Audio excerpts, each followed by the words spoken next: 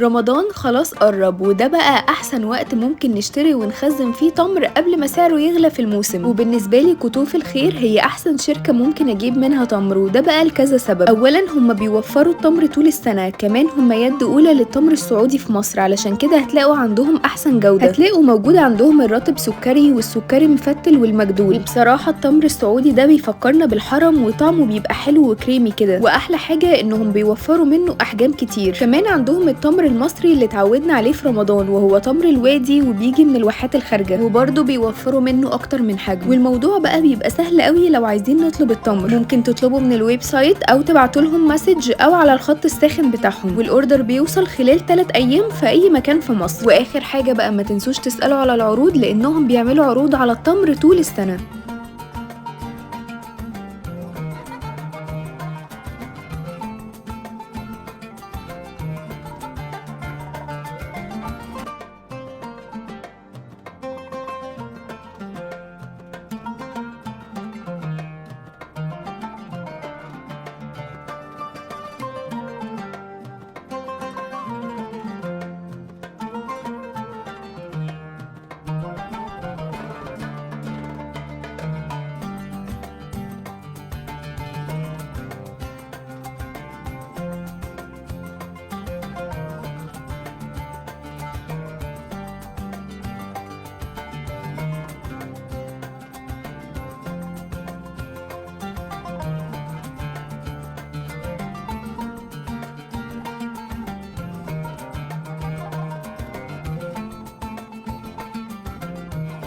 رمضان خلاص قرب، وده بقى أحسن وقت ممكن نشتري ونخزن فيه تمر قبل ما سعره يغلى في الموسم. وبالنسبة لي كتوف الخير هي أحسن شركة ممكن أجيب منها تمر، وده بقى لكذا سبب. أولا هما بيوفروا التمر طول السنة، كمان هما يد أولى للتمر السعودي في مصر، علشان كده هتلاقوا عندهم أحسن جودة. هتلاقوا موجود عندهم الرطب سكري والسكري مفتل والمجدول. وبصراحة التمر السعودي ده بيفكرنا بالحرم، وطعمه بيبقى حلو وكريمي كده. وأحلى حاجة إنهم بيوفروا منه أحجام كتير. كمان عندهم التمر المصري اللي اتعودنا عليه في رمضان، وهو تمر الوادي وبيجي من الواحات الخارجه، وبرده بيوفروا منه اكتر من حجم. والموضوع بقى بيبقى سهل قوي. لو عايزين نطلب التمر ممكن تطلبوا من الويب سايت او تبعتوا لهم مسج او على الخط الساخن بتاعهم، والاوردر بيوصل خلال 3 ايام في اي مكان في مصر. واخر حاجه بقى ما تنسوش تسالوا على العروض، لانهم بيعملوا عروض على التمر طول السنه.